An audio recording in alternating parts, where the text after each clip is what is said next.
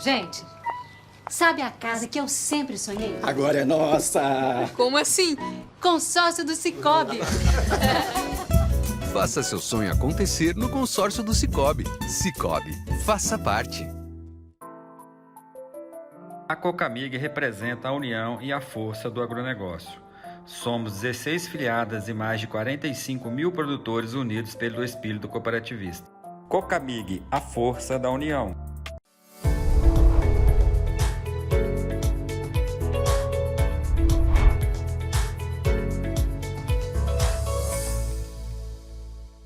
Começando mais um episódio do podcast Pro Café, eu sou o Alexandre, estou aqui com o Alisson. E como a gente combinou com o pessoal, a gente falou nos vídeos, para o pessoal ir colocando as perguntas. Sim. Normalmente a gente abre uma caixinha de pergunta no Instagram, dessa vez a gente tem bastante pergunta aqui dos últimos 4 programas, então nós vamos fazer um bate-papo com quem assiste. Presenteando quem acompanha, quem coloca aqui as dúvidas e tudo. E só lembrando, pessoal, que quanto mais você se inscrever no canal, curtir aqui o vídeo, mais você ajuda o podcast Pro Café e ajuda a chegar a um maior número de pessoas, né, Com certeza. Adson, lá atrás, quando nós falamos de queda de chumbinho, teve uma pessoa que pediu pra gente falar da diferença dos prejuízos, e é bom que aí isso foi há 4 semanas atrás, nós vamos poder falar até melhor hoje, da lavoura irrigada para as lavouras de sequeiro. E você tem essas duas situações, por exemplo, dentro da sua casa. Sim. Xande, até na questão da irrigação, nós temos que diferenciar os tipos de irrigação. Nós temos uma irrigação por aspersão, seja ela um canhão autopropelido ou seja um pivô central. E nós temos a irrigação localizada, que é uma irrigação por gotejamento. Na irrigação por aspersão, seja autopropelido ou seja um pivô central, a florada ela acontece de forma mais uniforme e nós temos uma queda de chumbinho menor. Numa irrigação por gotejamento, por irrigação localizada, nós temos uma florada mais desuniforme e, consequentemente, uma queda de chumbinhos maior. Então você está falando que isso daí já é uma situação que faz a irrigação por aspersão ser melhor do que a irrigação por gotejamento? Não. Isso daí, no final das contas, é o que nós falamos. Aonde cai mais grana mais, o ganho compensatório disso é muito próximo. Então, assim, não estamos aqui colocando diferencial em relação às irrigações para produtividade, apenas para a queda de chumbinho. Para a queda de chumbinho, a irrigação localizada promove uma queda maior. Adson, lá atrás, assim, não teve a ver com o programa, mas é que o Romildo, algumas vezes ele já perguntou, ele pede pra gente falar um pouco sobre microterraceamento. Só que microterraceamento, eu vou até já passar pro Romildo, nós vamos esperar um dia que o Matiello estiver aqui em Varginha. Com certeza. Porque ele tem uma experiência muito maior que a gente. Infinitamente maior que nós. E ele já trabalha em fazendas com microterraceamento há muito tempo, então ele vai poder dar uma aula de microterraceamento aqui. O que a gente pode falar que microterraceamento? Tem muita gente que adora, mas tem muita gente que não gosta, que não vê vantagem nele. E aí o Matiello vindo aqui, ele vai poder falar os prós, os contras, vai ser muito mais interessante a gente fazer um programa só de microterraceamento. Com certeza. Com relação ao programa de escaldadura que nós fizemos, teve um que acompanha a gente aqui, que perguntou, lembra que o Marcelo falou de açúcar, 1,5%? De vez em quando nós vamos falar de foliar, a gente fala de 0,3% a 0,5%, aí ele perguntou, qual que é esse 0,5%? O que significa esse 1,5% no açúcar, 1,5% do hectare? 1%, vamos dizer, vai aplicar 400 litros de calda por hectare. 1% seria 4 quilos, né? 1,5%, 6 quilos, né? O Marcelo colocou um número médio aí de 1,5%, podemos chegar até 2% de açúcar, que vai super bem. Teve um aqui também que acompanha a gente no canal, Alisson, que ele falou que o problema dele está sendo o bicho mineiro. E aí a gente cai lá naquele problema que a gente já falou muitas vezes aqui, ó lá. Sim. O meu maior problema é o bicho mineiro. Estou fazendo aplicação de 10 em 10 dias. Pronto. Você já falou o seu problema. Você mesmo já falou o seu problema. Você está fazendo aplicação de 10 em 10 dias. Então, quem está causando o seu problema de bicho mineiro, infelizmente, é você próprio. ele não fala região, né, Xande? Em que região que ele está. Vou até procurar. Mas, infelizmente, se não parar de fazer, não entra em equilíbrio. Se não tiver equilíbrio, vai chegando num ponto que só fogo para acabar com esse bicho mineiro. Então, assim, calma, reequilibra a lavoura. O método de controle químico é apenas um método de controle, ele não é o único método, tá? Então, busque alternativas. Entre em contato com o engenheiro agrônomo da sua região, busque formas alternativas e reequilibre essa lavoura. Eu já peguei lavouras totalmente desequilibradas, gastamos 2 anos para colocar ela no equilíbrio. E hoje, essa lavoura está no equilíbrio. E assim, é tempo, né, Alisson? E a pessoa tem que ter a paciência de bater o olho e ver a lavoura com o bicho mineiro, de ver uma queda de folha, de ter essa paciência. Não pode chegar e apavorar assim, nossa, tá voando, tem mariposa, nossa, tem folha contaminada. Essa lavoura era numa propriedade no município de Boa Esperança, que é um sul de Minas quente, nas margens de Furnas. Eu já presto assistência há muito tempo em uma fazenda que está do outro lado do asfalto dessa fazenda, e nessa que eu comecei há 4 anos atrás, 5 anos atrás, ela estava num problema seríssimo de bicho mineiro. Já tinha usado produto lá que eu nem sabia o nome, que era produto usado em soja, em milho, já tinha usado produto que eu nem sabia o nome. O produtor desesperado, Alisson, o que eu vou fazer? Eu falei, para. Ele falou, não, para como? Você está matando a lavoura. Você está matando a lavoura com fazendo, eu vou parar? Aí o que nós fizemos? Nós combinamos. Eu e o gerente, nós paramos. Ele achou que a gente estava fazendo, mas nós paramos. E o negócio entrou em equilíbrio. Mas assim, não entrou em equilíbrio, não. Aí a lavoura foi esqueletada, trinchamos as folhas, triturou, incorporou aquela folha para acabar com os inóculos ali, para acabar com pulpa, para acabar com tudo.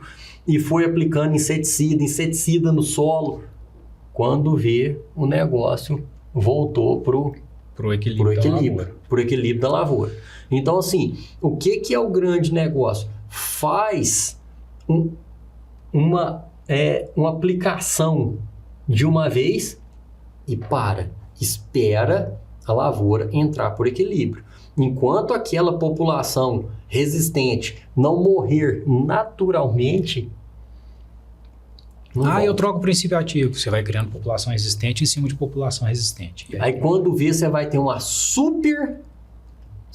superpopulação resistente.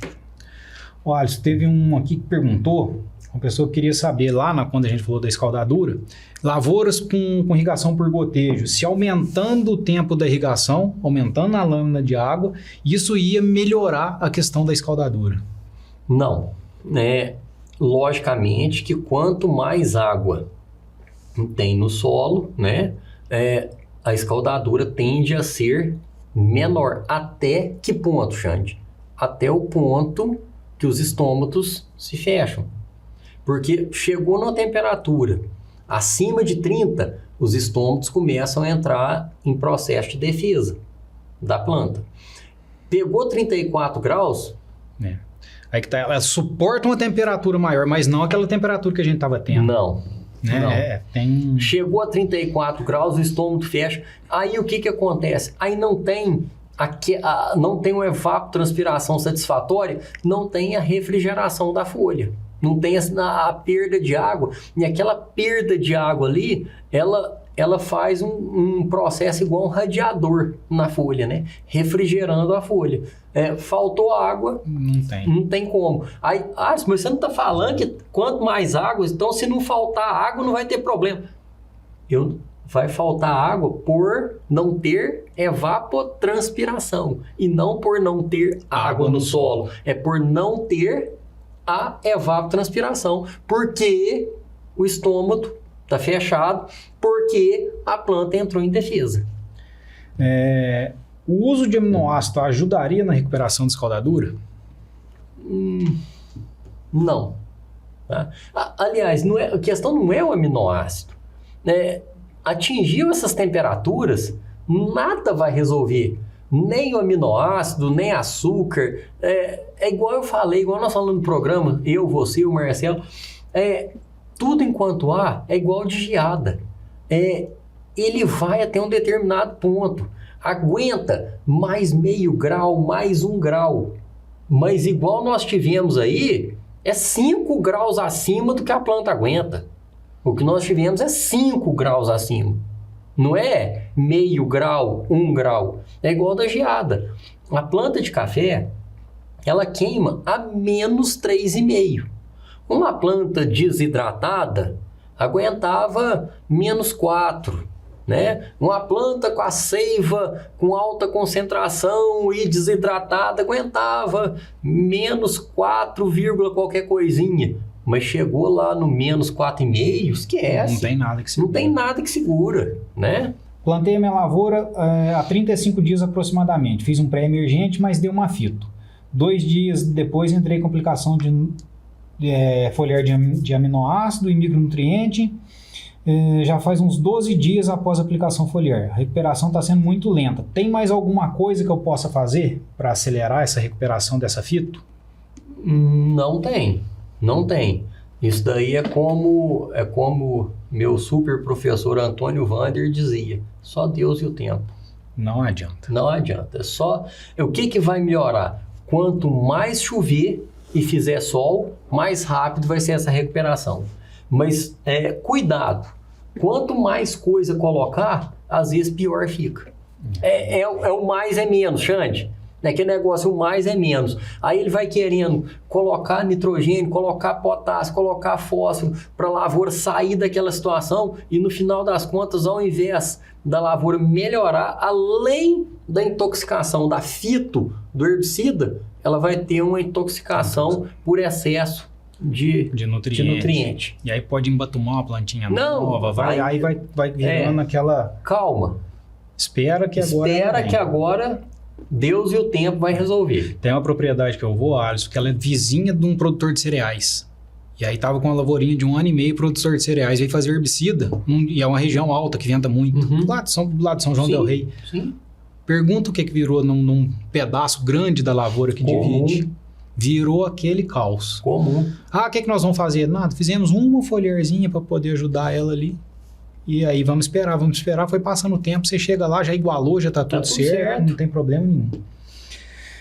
Gostaria de saber se o produto de solo via drenche pode ser aplicado em cima das folhas ou tem que ser aplicado direto no solo. Para o inseticida não tem problema nenhum.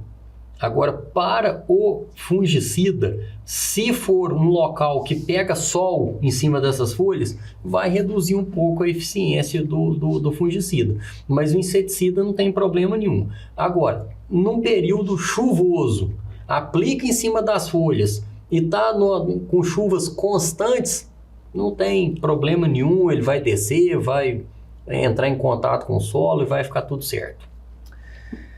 O uso do adubo de liberação lenta, enterrado logo após o plantio, é tão bom quanto 3 adubações do convencional? Enterrado, bem colocado, fica excelente, fica tão bom quanto o convencional.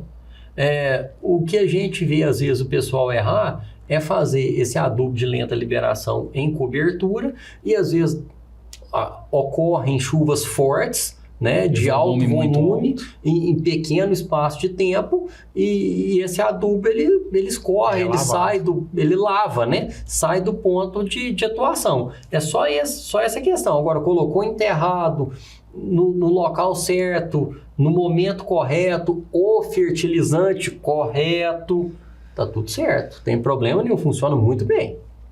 Mais uma aqui, Alisson. Com quantos meses após o plantio posso fazer o primeiro chegamento de terra? Não tem tempo, isso não tem prazo, isso tem tamanho.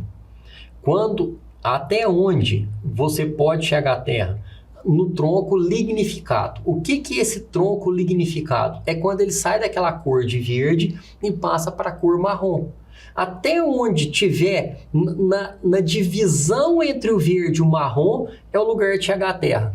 A divisão entre o verde e o marrom está com 10 centímetros, é 10 centímetros. A divisão entre o verde e o marrom está com 30 centímetros, 30 centímetros. A terra, ela vai até no verde, sem problema nenhum. Tem uma passou do verde, entrou no verde, não. Vai chover, ela vai abater, vai ficar tudo certo. O verde vai ficar marrom, não esquenta a cabeça. É só para a pessoa não exagerar e para ela ter uma noção de assim, não, tá muito pouquinho, tá muito baixinho, não vou chegar à terra agora, vou esperar mais um pouquinho e vai fazendo esse chegamento de terra. Mas isso não tem... Não tem data. Isso não tem data. Depende do desenvolvimento da planta. Depende do desenvolvimento da planta. E outra coisa, Alisson, tem um que comentou aqui para baixo, já vai chegar, mas eu já vou aproveitar porque a situação é a mesma, que ele perguntou e é um negócio que eu adoro fazer. Vou fazer o chegamento de terra. É a hora de eu colocar o esterco. Sim. E fazer esse chegamento. Mas um esterco, importante, gente, deixar bem colocado isso aqui, um esterco bem curtido. Porque se colocar esse esterco molhado e tudo, e fazer ele grudar lá na ponta. E se colocar uma palha de café, chegar a palha de café crua e chegar a terra por cima, pode ter um efeito de até dar uma amarelada na lavoura. Curtidinho, ainda um esterquinho de galinha sequinho e tudo ali. Nossa, fantástico. Você faz um servição com aquela... Fantástico. Chegada. Mas tem que ser um esterco bem curtido. Cuidado com o que você usa. Cuidado com o que usa. Alisson, tem uma outra pessoa que acompanha a gente que ela fala que tem umas lavouras bem mais velhas já, de Mundo Novo, Catuai 62, Catuai 144, que já precisa ser renovada. Aí ele pergunta primeiro de cultivar. Se troca... se vão para as novas cultivares, se continua nas cultivares que já estão dando certo, e se ele consegue essa produtividade de 50 sacos por hectare nessas variedades antigas, nas cultivares antigas. Essa, para quem não acompanhou, essa que a gente fala de 50 sacos por hectare, é aquela primeira colheita com 2 anos e meio, onde a gente busca esses 50 sacos por hectare, aí a gente vem conseguindo com certa frequência, né? Aí quando cai muito para baixo disso, a gente até assusta o que aconteceu, o que deu de problema. O que foi o problema. E assim... você vai falar das novas, mas eu vou falar da antiga. Consegue isso nas antigas? Sim. Lógico, consegue muito bem nessas aí. Com certeza, sem problema. No Mundo Novo, no Catuai, tranquilo. E importante, né, Xande, a gente colocar, porque falar que Mundo Novo e Catuai é ruim... Não. São ótimos. São ótimos. Por que a gente fala da nova? Pelas vantagens que ela traz. E não porque as outras são de jeito nenhum. Pessoal, a gente tem que saber diferenciar muita coisa. Eu falar que uma cultivar nova, que ela vem melhor, não significa que a outra é ruim. De jeito não, ela é melhor. Ela tem algumas vantagens. Exatamente. Vantagem de resistência a doenças, vantagem de maior produtividade. Alguns com tolerância a nematóide, resistência a nematóide, plantas mais tolerantes à seca, plantas tolerantes à foma. Então, nós temos hoje cultivares, uma gama de cultivares com diferentes situações, para diferentes localidades com vantagens. Mas...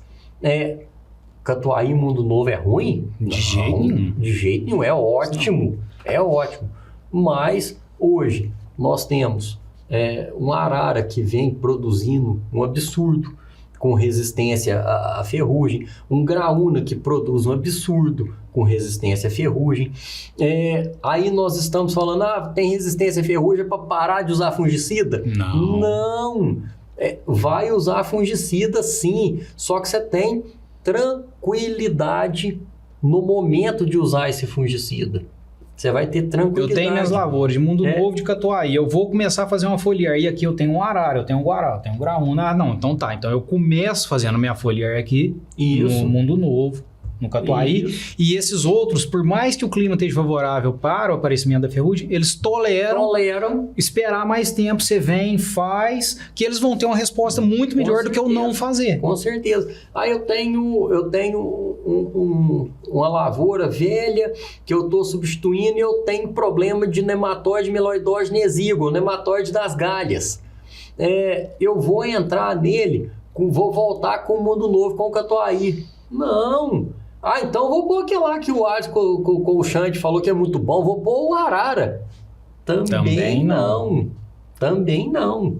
Eu vou colocar o quê? Eu vou colocar um guará, eu vou colocar um acauã, eu vou colocar um asa branca, eu vou colocar uma variedade que tem resistência a nematóide. Então é o famoso depende. Aí, assim, do jeito que ele pede pra gente falar, Alisson, pra indicar algum pra ele, cai no depende. Não. A gente tem um mundo de Impossível. variedade boa, só que ele tem que conhecer. Nós não conhecemos a realidade dele. Como que é o manejo dele, em qual região que ele tá, em qual altura dentro do terreno vai ser essa lavoura, vai ser na parte mais alta, vai ser na parte mais baixa, como que vai ser, como que vai ser. É norte-sul, é leste-oeste. E aí ele vai escolher dentro do espaçamento que ele vai usar, dentro de colheita, e aí ele vai planejar isso. Exatamente. Né? Em lavoura nova, depois do plantio, vamos pensar aí, a partir dos 20 dias de plantio, de quanto em quanto tempo que ele pode fazer uma foliar?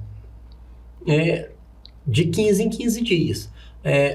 Em média, você tem um par de folha novo a cada 20 dias. Temperaturas mais altas, chuvas mais frequentes, isso pode cair um pouco, pode ser um pouquinho mais rápido. Em situação de seca, estresse, isso pode ser um pouco mais lento, mas em média, de 20 em 20 dias, emite um novo par de folhas. Ô Alisson, tem uma pessoa que perguntou, na época, na hora lá que a gente estava conversando com o Marcelo, nós falamos da importância do manejo de mato, o quanto uma lavoura nova não gosta do mato próximo à linha, né? Sim. E aí ele pergunta da roçada, não da braquiária, mas do mato normal, nativo da lavoura ali. Por quê? Porque ele fala que na região dele ali, com a lavoura, com solo um pouco mais arenoso e uma caidinha, ele tem medo de erosão, medo de lavar o terreno. Então, ele quer saber qual o intervalo de tempo entre a roçada. O intervalo de tempo depende, por quê? Porque depende da altura do mato. Exatamente. Chuva que é boa pro café, gente, é boa pro mato. É boa pro mato. Choveu muito, sol, temperatura, mato cresce muito. Choveu pouco, temperatura alta, mato cresce pouco. É o que a gente fala. Cuidado, você vai ter que olhar primeiro. A tua trilhação bem feita, larga, 1 metro, 1,20 m. Sim. E mesmo com uma trilhação larga dessa, né, Alisson? Se ele deixar o mato chegar e ficar muito alto, essa raiz vai estar lá competindo. Vai competir, não tem então não dá para deixar esse mato muito alto, não. Com certeza. Isso daí vai complicar, vai ficar ruim. É muito simples, Xande. O produtor pode verificar isso dentro da própria fazenda dele. Quando o mato está mais alto um pouco e acabou de fazer uma adubação, ele vai ver que o mato está mais escuro dos dois lados da planta e mais amarelo no meio da rua. Isso é nítido. Em qualquer lugar você vai ver isso. Você vai ver. E aí você vai olhar e falar, mas tem a trilhação? Tem. Mas, gente, vocês não têm noção do que é uma raiz, não uma braquiária. Aonde ela busca. Ela busca longe. Busca muito longe. Principalmente braquiária. Cuidado. Essa história que a braquiária é boa, para a lavoura nova... O manejo tem que ser muito redondinho. Muito redondinho. Eu tenho minhas restrições. Eu também vejo ela mais prejudicada que ajudar. Por quê? Porque é a minoria das pessoas que consegue fazer um manejo. Principalmente no antes de estresse hídrico. Marcelo falou direitinho aqui no podcast que aonde estava limpo, a lavoura estava em pezinha. Aonde estava com mato, a lavoura estava murcha. Olha, tem um que acompanha a gente, que ele falou que tem uma região na montanha de Minas, queria plantar arara, perguntando o que a gente acha do espaçamento 3x60. Eu não gosto. Eu vou te falar, eu não gosto. Eu acho que ele devia apertar mais entre plantas, colocar os 50 e a rua, ele deveria abrir ela mais, porque chega no momento de colheita, uma lavoura, uma arara que nós conhecemos bem, uma planta extremamente vigorosa, a hora que chega no momento da colheita, aquilo ali está tudo fechado. E o apanhador hoje entrar numa lavoura fechada, não... O que eu tenho gostado, né? Isso não acontece mais. Onde eu tenho pessoal de montanha. Vamos para um catucaí, planta mais estreita, que tem usado muito, ou que seja um catuaí, tudo bem ali, um 3,20 por meio. Mas no arara, eu tô fazendo igual a gente faz no mecanizado. 3,5 por meio. No arara, 3,5 por meio. Esse espaçamento de rua, ele aumenta muito pouco o número de plantas por hectare. Ele já tem Tem lugar que cresce mais, tem lugar que cresce menos. De acordo com a inclinação, porque ele vai medir a distância ali não na horizontal. Então, quanto mais inclinado for o terreno, mais próximo a planta vai ficar, né? Porque o terreno tá aqui, vamos mostrar, está aqui. Você vai medir assim. Você vai pegar vamos no mecanizado, uma cova, no Sim. manual, uma cova na outra. Você não vai marcar aqui, 3,5 aqui. Porque aqui, esse 3,5 vem assim. Quando eu pego 3,5 aqui, ele vira um 2 e pouco. Um 3,5, vamos falar, ele vira um 3,10. Dependendo da inclinação, Né? você complica com esse 3 por 60. Exatamente. A Sabrina pergunta se a diferença do cloreto de potássio para o nitrato de potássio. Eu costumo brincar na pós-graduação, brincadeira, viu, pessoal? Eu brinco que troca-se 1 tonelada de nitrato de potássio por Hilux, né? Você dá uma Hilux e te dá 1 tonelada de nitrato de potássio. É muito caro, né? Nitrato de potássio é fantástico, mas é inviável economicamente, pelo preço. Agora, e outra coisa, potássio. De nitrato de potássio, potássio, cloreto de potássio, potássio, sulfato de potássio, no final das contas, é o mesmo K2O que a planta precisa. Então, não tem nada que justifique. Potássio é K+, monovalente, prontamente disponível para a planta. Então, assim, é um nutriente que, se tem um nutriente para não inventar moda, chama-se potássio. Magnésio, sulfato de magnésio é totalmente diferente de óxido, que é totalmente diferente de carbonato, que é totalmente diferente de silicato. Então, assim, nós temos um degrau, né? Você pega silicato, carbonato, óxido, sulfato de magnésio. A hora que você vai para o potássio, nitrato, sulfato e cloreto, Tá tudo na mesma. Tá numa mesma prateleira. E aí é o que a gente fala, né, Alisson? Para você ter sucesso na cafeicultura, o que você precisa? Produzir mais gastando menos. E aonde você gasta menos, aonde eu escolho um produto que vai ter o mesmo efeito do outro, Sim. num preço muito menor. Não é tirando o que você deveria fazer. Com certeza. Então isso daí foi bom que deu um exemplo muito claro do que a gente fala várias vezes aqui, do produzir mais gastando menos. Com certeza. É infalível. Ter a maior produtividade possível gastando o mínimo. Não precisa de... não inventar moda. Entendeu? Então é isso aí. Certo? Pessoal, eu acho que assim nós respondemos as perguntas todas que estavam aqui dos últimos 4 programas. A gente agradece a participação de vocês, agradece as perguntas. Agora, semana que vem, a gente vem com um programa novo, com mais assunto para vocês. E logo no final do mês a gente vem com mais um respondendo as dúvidas de vocês, tá bom? Um abraço, semana que vem tem mais. Até a próxima. Conheça a plataforma Procafé, a plataforma de conhecimento especializada em cafeicultura. Nela, você vai aprender através de cursos desenvolvidos pelos maiores especialistas do mercado cafeeiro. E para você que acompanha o podcast da Fundação Procafé, tem descontos exclusivos que são válidos para as próximas 24 horas. Acesse plataformaprocafé.com.br e saiba mais.